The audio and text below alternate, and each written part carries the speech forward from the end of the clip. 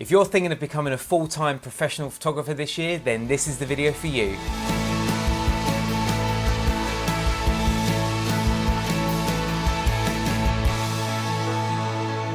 Happy New Year everyone. I know I'm a little bit late, but it's still January. It still kind of counts, I think, maybe. Anyway, back in 2013 when I used to work in retail, I always wanted to become a professional photographer. It's one of my dreams.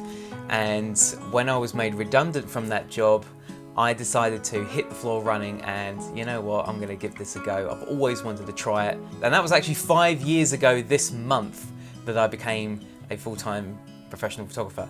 And I've learned a lot in those 5 years, but most of my learning came in the very first year. So I want to share with you my 10 mistakes that I made in my first year so that you guys don't make those same mistakes if you're thinking of becoming a professional photographer this year. So let's start with the first one. Number one, thinking that this was going to be easy. Yes, I made that mistake. I really did think that, you know, I'm prepared. I've got my camera. I'm ready to go. I think I know the skills to take a good photograph, so I'm just going to do it. Boy, was I wrong. The first thing is the wage. Obviously, you're so used to getting a certain wage every month, aren't you? And it can really throw you off your game. My mum said there's a lot to be said about having a routine, and you just don't have a routine really as a freelancer. So that's one thing you have to learn, to kind of lose that routine and learn that each day is going to be different, but embrace it. But in my first few months of being a freelancer, it was tough. I mean, I actually cried because I thought I wasn't going to be successful and I wasn't going to do this. Because the phone wasn't ringing, no one was asking for a photo shoot, no one wanted it. So it's really, really tough.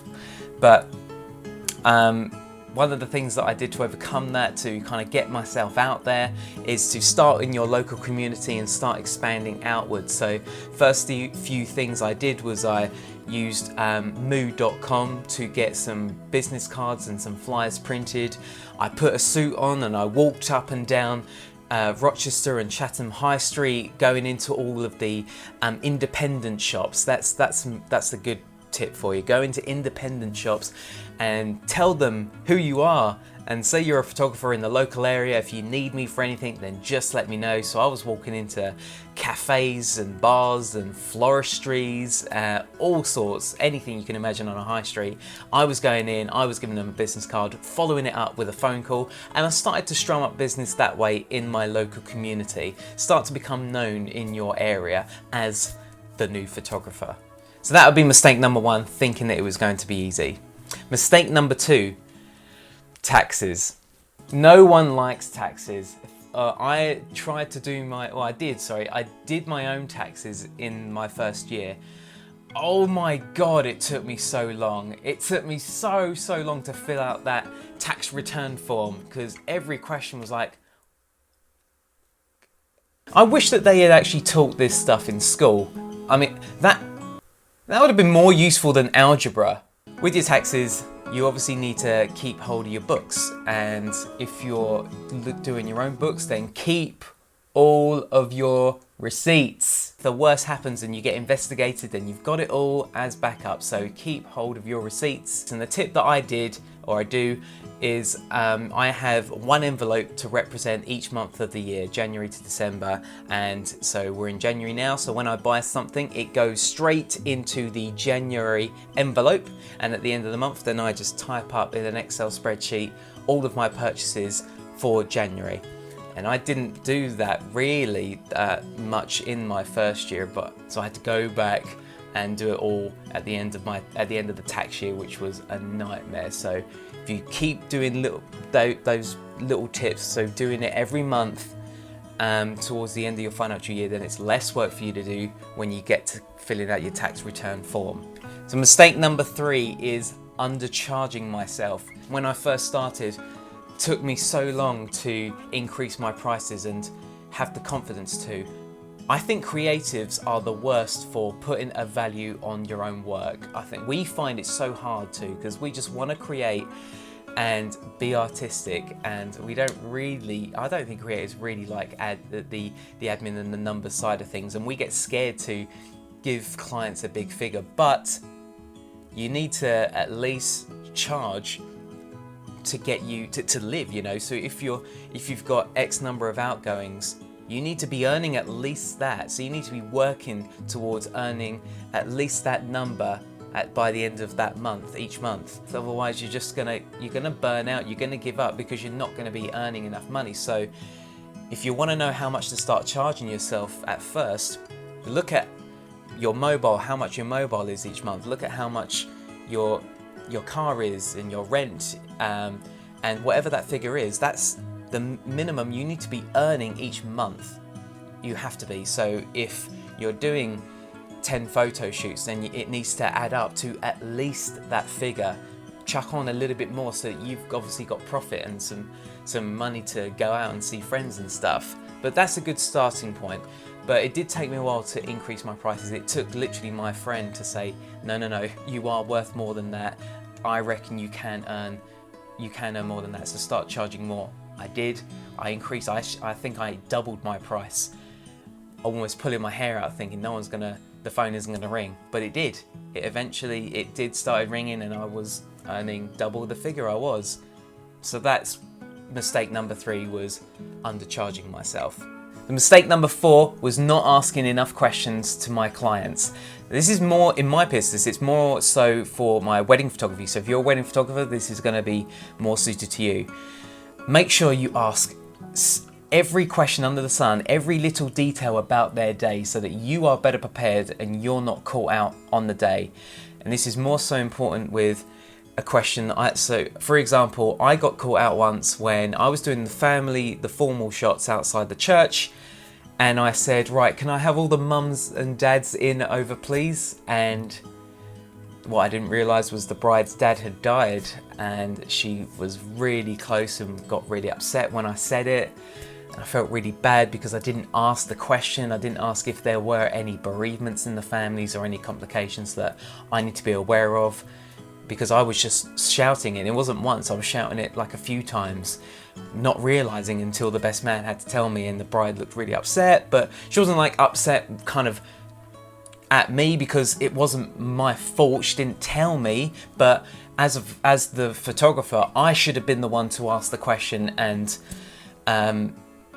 you know, if that was going to be an issue, I should have asked, are there any bereavements in the family, or you know, exactly how many pictures, formal shots do you want, and what numbers, or how long does it take to drive from the prep area to the ceremony.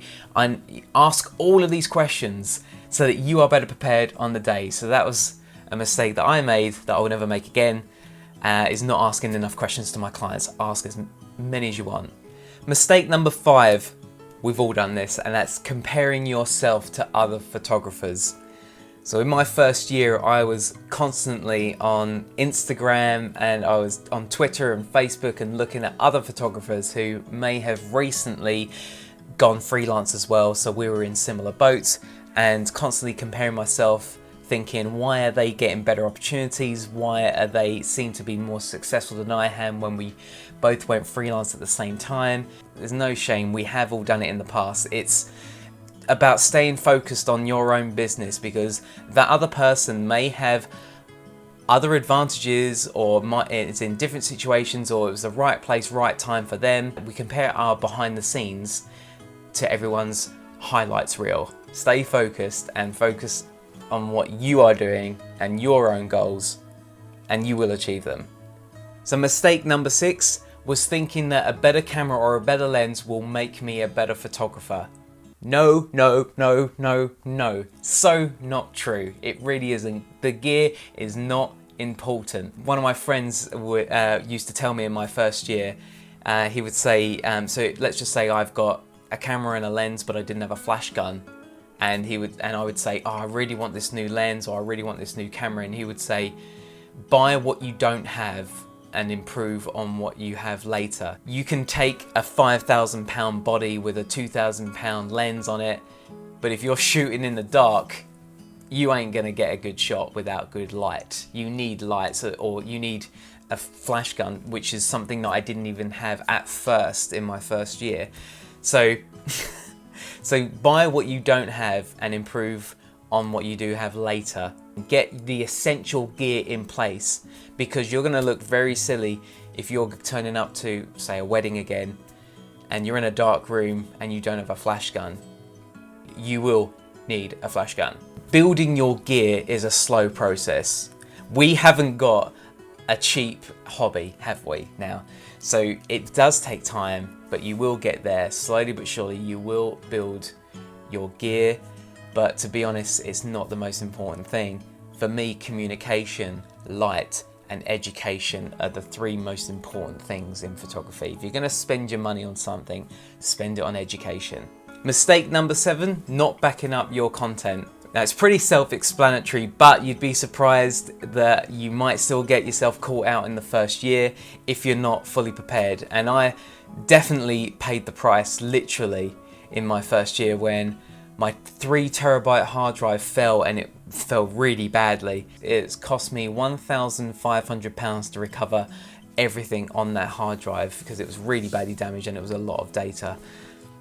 Man, that sucked. I hated myself for not backing up.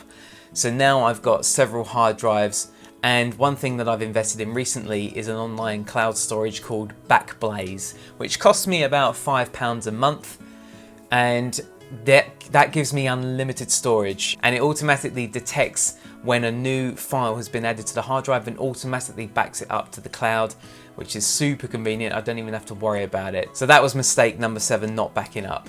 Mistake number 8 was obsessing over the technical. In my first year, I was obsessed with lighting diagrams and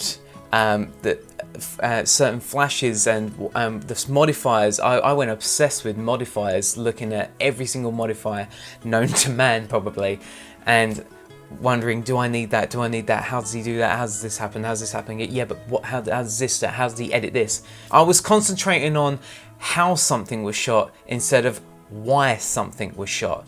The story is so important, and there's no technicality in story. There's just how it makes you feel as the viewer, as the photographer. Don't obsess over the technicality. Doesn't matter if it might have been slightly out of focus when I've shot something on my film camera, but it was a moment captured in mid-laughter, and okay, the shadow detail might not be there. Who cares? It makes me feel good when I look at the photo. It makes my client feel good when she looks at that photo. I didn't need to achieve anything else in that moment. So don't obsess over the technical. Obsess over why you're doing something, not how you're doing something. So mistake number 9 is I stopped shooting for myself. Towards the end of my first year, I got caught in this trap of shooting a lot of corporate stuff. Now, there's nothing wrong with that at all, but me personally, I don't find corporate stuff as exciting as other stuff. And I kept kind of asking myself, why I'm getting called up all the time to just do corporate stuff, and I don't want to do that. I want to do something else. I want to do something really creative, but no client is ringing me up and asking me to do that. And they won't. Don't wait for a client to come to you, because they may never call you up and say, we need a commercial shot of a girl on a bed on a lake. No one's going to call me up and ask me that, but that's something that I really want to shoot. So do it yourself. I should be able to do what I want to do. I'm a freelancer now, but I was caught in a trap of feeling like I was working for someone else again. So get out of that trap and start shooting for yourself. Shoot one personal project a month. Mistake number 10.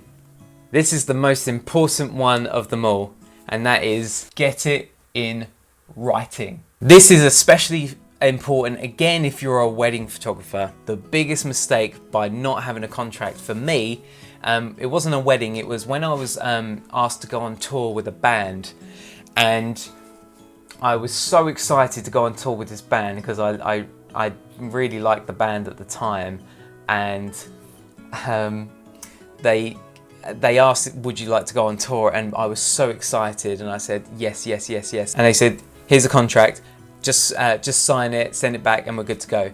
And I was so excited to go on tour with this band. I skimmed through it, I didn't read it properly, I signed it, sent it off, And that really backfired, because what it said in that contract was that I would earn no money from the photos. I would lose all copyright and ownership for the photos as well.